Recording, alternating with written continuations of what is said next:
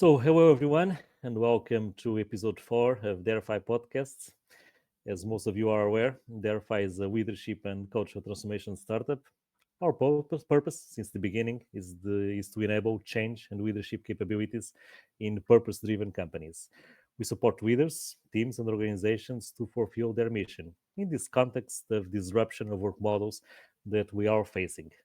And we address projects as like culture and organization transformation, talent management and analytics, employer branding, executive and leadership development, and so on. And our focus today in this episode number 4 will be on leadership and culture for healthy organizations. What are the ingredients on corporate cultures, on team processes, on leadership models that we can leverage well-being and psychological safety, and of course, at the end of the day, results. So it is with great pleasure that I introduce here Sandra van Overveld, who is joining us from the Netherlands. Hi, Sandra. Great to have you Hi, here. hello. Thank you once again for being here and joining us in this insightful debate. Sandra, who I met recently in Lisbon in an international conference, is a people management director, leadership coach, and trainer at Nolost. Nolost is a research and consultancy agency focused on increasing happiness, health, and of course also drive in the workplace. In many organizations, she has guided executives and leadership teams in their professional development. And Sandra, this is of course one of the subjects of these days in on organizations, Yeah, linking well-being, linking to happiness, linking to results. And my first question to you is when and how was your wake-up call for the need to address emotion well-being issues in organizations? yeah. Thanks for the invitation, and really looking forward to our conversation. Yeah, my wake up call. I'm not sure if it was one moment, but it was definitely a period when I was working for Shell, which was around 2015, 2016, and I was HR for many hundreds of employees. And what I found out two things. So one was in my personal life, I saw many people who were just unhappy in their work. Burnouts were a lot of. I saw a lot of people who had burnouts. So it struck me on how can it be that you're not happy in the role and fall out and what is causing it. And on the other hand, within Shell, I also saw how people were treated in terms of change, in terms of any reorganizations, etc. It was very much focused on the results and very much focused on the process. And what I saw is that the effect was a lot of disengagement and a lot of negative emotions and a lot of people who fall out or talents who left. Mhm. So I saw kind of the effects of how people were treated and how people were feeling in an organization compared to the results. And so what I found out is the way I was looking at it, with a very people focused glasses on, actually, wasn't the way that many other people were looking at it. So that's where I found kind of my own interest on, hey, apparently I'm looking differently. And I do see some causes there where I think we can have a lot of impact if we improve it. So that's where I would say it started throughout the years with many Mhm. kind of moments where it struck me most. And then 5, 6 years ago, I left Shell and I really wanted to help organization getting these insights and also the tools on how to change it. How can you increase kind of the well-being and mental happiness of people, and at the same time improve your results? And so I met the founder of Nolost. I started working there, and now I'm helping many organizations in this topic. And I do see both on research, but also in my own experience with all these companies, that you can actually achieve both happiness, well-being, and result at the same time. Yeah. Yes, yes. I think this is one of the main topics when we talk about leadership or management styles. How can we establish this balance? The balance between, for one hand, emotional safety, feeling safe within the organizations, the support, which is of course important, with some, of course, challenge levels, restlessness, pressure to results, even Yeah. sometimes the energy to create. How can you make this balance? Some leaders have this, in my perspective, of course, and I would say in our perspective, wrong idea. Of course, you have to be command control, focus on performance, pressure people, but How can you make this balance in your Yeah. perspective? Yeah, I think it's a very good question. And also, I think the main challenge that most leaders have, including myself, but also what I see at every organization, it will never be that you have all the time just to be people focused and focused on well-being, and that's it, right? You always have another goal as well. You also want to achieve results, and what we found out, and what I every time I see also in evidence, is that it's nice to just say balance. Kind of it all starts with the way how you treat your people. It's not per se in doing things differently or focusing differently in terms of only focusing on people and not on results, but it's much more around how can uh, how can you treat your people in the right way, and how do you have conversations, and what questions do you ask, and how do you do it, compared to well, the opposite, to only focusing on results. And so I would say it's one more the how, and secondly it's a balance indeed between people focused and results oriented. So if I look at what is good leadership in this way, it's people focused leadership, but it means on the one hand being very empathetic. So being understanding your people, understanding their behavior, asking extra questions, having attention for them on important moments. But on the other hand, also be very goal focused and supporting. So yes, you need to create clear clear goals. You need to set boundaries. You need to give feedback. You need to be kind of result oriented, but it needs to be balanced, and it's all how you do it. That's where for me the Mhm. main challenge sits. And often I get the question from leaders, I don't have time for it because I'm busy with the results, and I'm busy with everything that's going on, so I don't have time to be people focused. And my answer is always, it's not about having extra time, it's the way how you act in conversations you have. It's all around what question do you ask as first if you have your one-on-one with your employee. Are you asking, hey, how is your performance going and how are the projects going? Or are you asking, hey, how are you really doing today? It's the same time, but it's more what is the first priority, the first question you ask. Or even an extra question that I always do in my executive coaching processes. Leaders should ask, "How can I help?" Yeah, I think it's a powerful question, and sometimes so simple and so obvious, but leaders sometimes forget to make it easy, and you yeah. you should make it. I would say very regularly in Yeah, one-on-ones, in one to many in team meetings, yeah. because it's a way to showing that we're there to support, to serve. Yeah, definitely. I think what I use a lot is the pyramid of Lencioni. Hmm. Maybe many people probably know it, but if you want to get to the high results and to have a high performing team and high performing employees, it all starts with safety and trust, and that you need to build it. And how you build it is indeed just having attention for your people, and it's um, if you are only focusing on the deliverables and kind of command and control and asking them how to deliver, people won't really be seen and feel that they are appreciated and really feel that they have a trusted environment. While if you need asking these questions like how are you doing, but also how can I support you? Also, hey, I feel that you're. Is everything okay at home? Because I think I feel that you're not feeling well. Is that right? Can I do anything to help you? I mean, it's a totally different feeling than okay. Why didn't you meet the deadline, or why weren't Hmm. you in time for X, Y, Z? It's a different way of creating that safety and trust, different type of questions, different point of attentions. And if you have that safety and trust, then you will realize that, and back to the pyramids, you realize people will open up more. They really tell what's going on. They will share their doubts, but also share their creative ideas, etc. And that makes them committed, intrinsically motivated to actually work for you and work for the cause. And then you will create the high performing teams.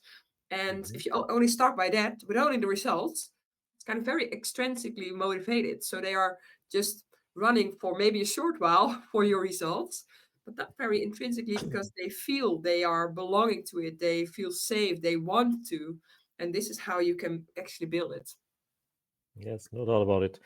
And based on your experience, besides these powerful conversations and powerful questions that we are talking about here. What are the other leadership behaviors that, in your perspective, can foster trust and well-being in an Yeah. organization? Yeah, it's a nice question. I think I let me go back than what I said Mm-hmm. earlier. If you talk around people-focused leadership, for me, that's kind of the essence Mm-hmm. of the leadership style that is needed. But that is, well, has two elements to it. So empathetic leadership, but also the goal-focused supportive leadership. And if you indeed dive into these two, there's like quite some behaviors that are important. So if you look at the empathetic side, then um, it's about really understanding the other person. So can you understand behavior? Can you understand the needs? But also, are you making others feel heard, feel seen? Do you really give appreciation? Are you celebrating successes? These Mm-hmm. are kind of behaviors that are important. Are you also really making the connection? So not um, just assuming it's this situation and just taking that as a truth, but really checking and making the connection with the other. Um, that's on the one hand, empathetic. If you then look at the goal focused supportive, there are also some behaviors that are also important, equally Mm-hmm. important as the others. And that's, I think, as I named a few already, defining the goals, defining boundaries. But it's also related to giving autonomy to people and really giving open and honest feedback. And often it's kind of mistaken that the feedback then is not people focused, right? It's not giving safety, etc. But actually it's also how are you giving feedback? You can do it in a very much very people focused way that it's all around I want to develop you and I want to help you, um, and bringing it in a way that people can relate to it and giving some examples and test how it's if they can understand it. Well, these are also ways how you can give good feedback. So yeah, these are Yes. in my view the behaviors that combined relate to a people focused leadership style that is, yeah, if you can do both and you have that in balance, you really will create a very safe, healthy, happy organization. Yes. In some, performing the right touch points, leadership touch points, in the right way, of course. And you talk about autonomy is one of the issues sometimes, because you have to provide real autonomy, not just fictional autonomy. Mm-hmm. Because if you on the paper provide autonomy, but then you micromanage, and happens a lot Yeah. with all kinds of leaders. You don't providing real autonomy, and you don't provide tolerance for error, tolerance for risk taking, for instance, because people need it to grow, of course, to make their own decisions, sometimes make mistakes. Okay, Mm-hmm. in Mm-hmm. the end of the day, of course, with the experience curve, you're going to make less mistakes and do more right decisions. That's the normal learning path. But I think it's a little bit what you told us. Yes, it's having that right decision and the right in the right touch points. Yeah, it is. And I must say, I think this is also I found myself as a leader. I think I found this the most difficult element as well. To you want to give autonomy, you want to give trust, but you also want to avoid kind of bigger mistakes to be made. But at the same time, you want to give people Mhm. room to make mistakes because that's where Of you course. grow, right? But also there, I think it's indeed related to how are you going about it. For myself, I'm actually yeah, vulnerability is also one of the elements I didn't mention before, but I think it's very very crucial that if you want people to open up and feel safe, then it helps if you can also be open and vulnerable about what you found difficult. So for myself, to my team, I just told them kind of, hey, I found this difficult. On the one hand, I want to have the high quality for our clients, but I also want to give you the trust to make mistakes, and that's all okay. But that it's a difficult, sometimes a difficult balance. So let's have just a conversation around it, and let's see how can we. How can we create a safe environment that you can make mistakes, and let's see how we can to well most of all times have satisfied customers, but we can create some check-ins or some conversation in Mhm. between to help you grow and to learn from your mistakes, etc. So it's kind of for me indeed, um, it's all around that, and it's opening up and showing your vulnerability. Okay. Yeah, Let me ask you one thing. When you find toxic cultures, and I bet you find you have found some toxic cultures within clients that you have in the last few years, with low levels of collaboration, command and control management. I will not even call it leadership. Where do you start the change process? The yeah. CEO, the management team. Yeah, good question. Yeah, How I've can we seen start? many different cultures.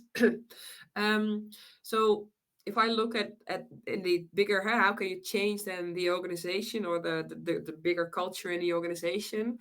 Then we always start with understanding the situation and really getting data up.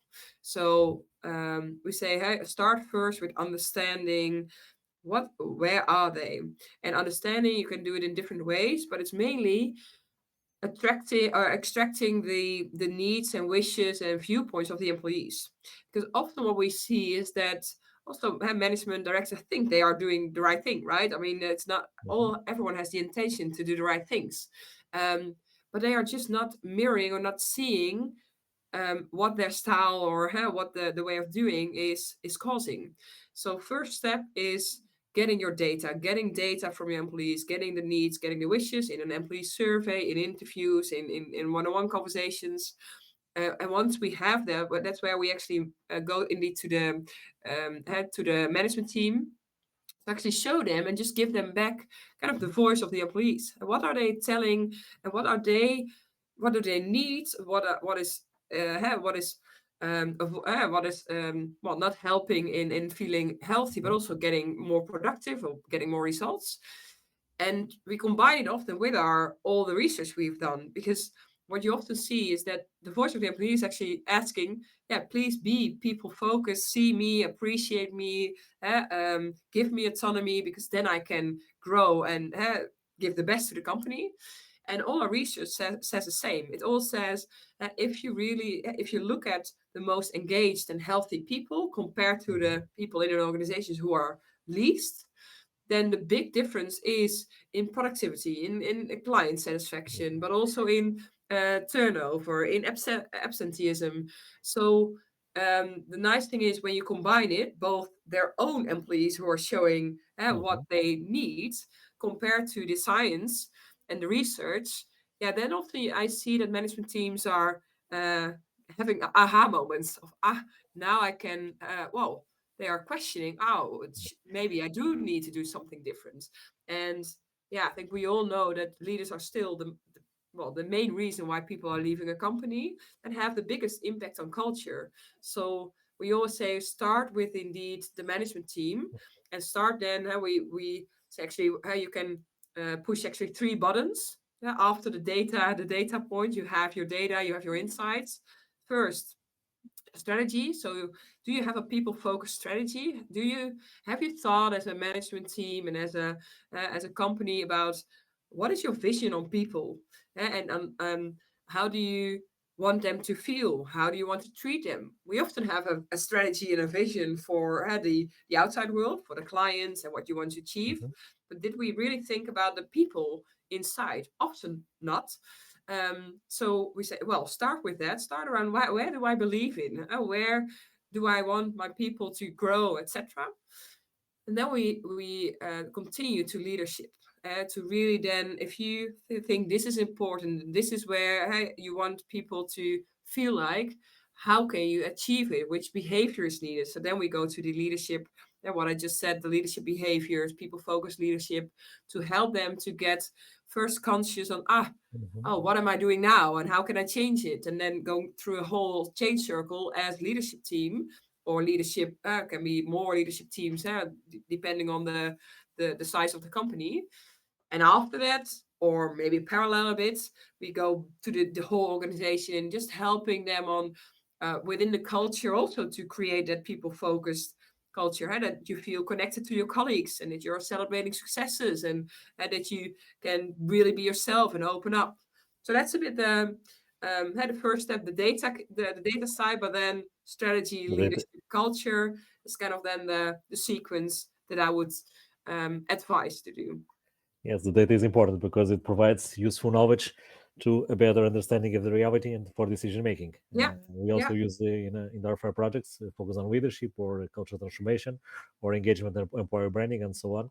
We all use data. We try to assess the attributes, the what all people see the company, uh, how leaders see the company, also their beliefs, their yeah, behaviors, in yeah, terms of autonomy, in terms of recognition, in terms of performing coaching, in terms of in being real collaboration, providing real collaboration cultures, and we try to assess that, measure that, and I would say with all the right data, the gaps become self-evident and self-explanatory.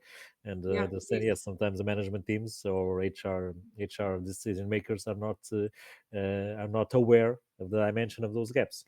Okay, the numbers at the end of the quarter or the end of the Yeah, year are good, okay, but in beneath that, sometimes things are not so good, and in terms of people engagement and in terms of well-being, and that will reflect on the results at medium or long term. And so I think it's always good to have data to support our insights, and we also always do that. So the one last topic in our conversation. Everybody talks in nowadays about digital transformation. I think it creates the illusion that all problems or issues can be solved with new technologies, which we know it's of course not true. How have you addressed this actual topic of team bonding, the team bonding issues in these remote and hybrid work models, in yeah. your perspective?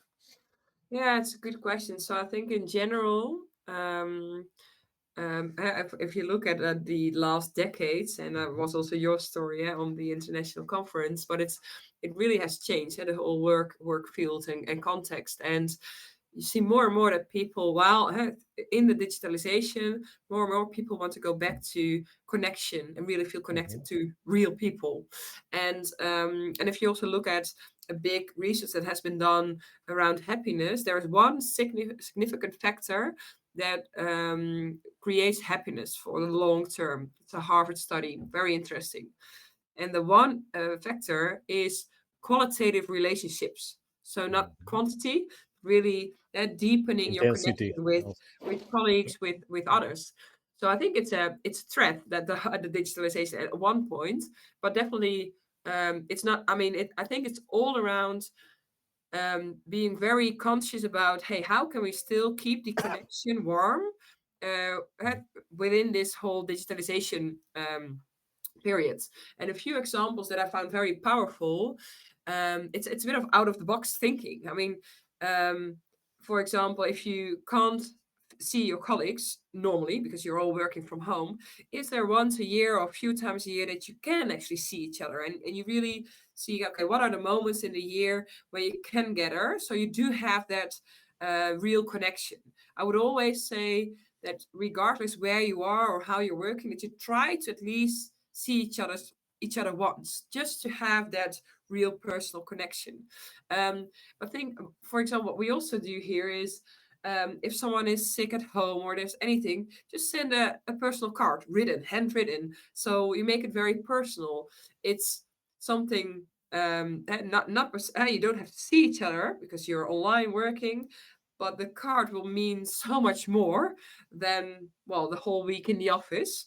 So there are ways kind of to still connect, although you're kind of working remote. But I uh, would like to stress that I wouldn't be too easily satisfied with just working behind the screen. I would always think around, okay, what does quality of relations mean to us, to me as a colleague, and having the conversation on, hey, how can we feel connected?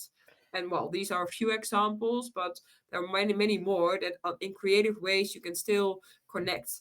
And if you are within the online meetings, etc., my main advice would be that you um, always start with a personal question.